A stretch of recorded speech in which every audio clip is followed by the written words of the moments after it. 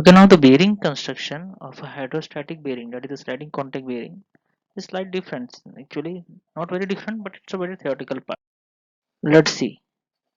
There are two types of bearing construction here. First, two type of bearing construction. Okay, there are two types. So one is the solid bushing and one is the line bushing.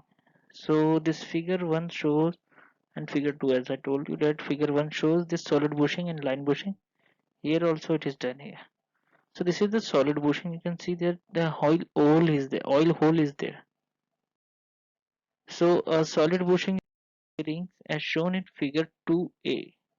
Here it is in shown here.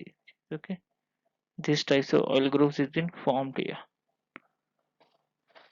In effect, divides the bearing in two short bearing, each of length L by 2. This is L by 2, L by 2, it is divided. The pressure developed in the bearing along the axis is reduced due to the groove, as shown in figure B. Okay, this is the pressure developed.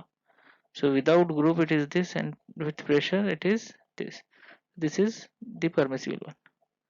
So result is lower load carrying capacity. The centrifugal force acting on the oil in the circumferential groove may build high pressure and then supply pressure, which may restrict the flow of the lubricant. So the circumferential oil groove bearings are used for the connecting rods and crankshaft of automotive engines. The circumferential oil grooves is used in these types of application. Okay, now the cylindrical oil grooves, okay, which is shown in this figure number 3. This is the cylindrical grooves. Okay, this so has an axial groove along the full length of the bearing. It has higher load carrying capacity compared with the circumferential oil grooving. However, it is more susceptible to vibration, known as oil wipe.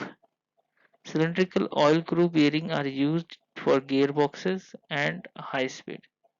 So it is used for cylindrical is used for gearboxes and high speed application only.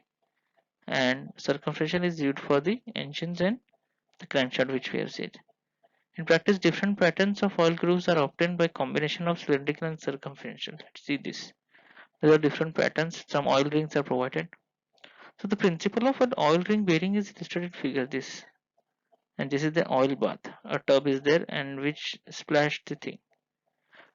So oil ring in contact with the shaft and dipping in the oil bath below. The diameter of the oil ring is large. So as the shaft rotates, the oil ring also rotates. So they are spreads over the groove. So this oil ring bearing is restricted in horizontal to horizontal shaft only. Till horizontal shaft it is being used, for vertical shaft it is not used. It's okay. So this is how the bearing is being constructed here. Thank you.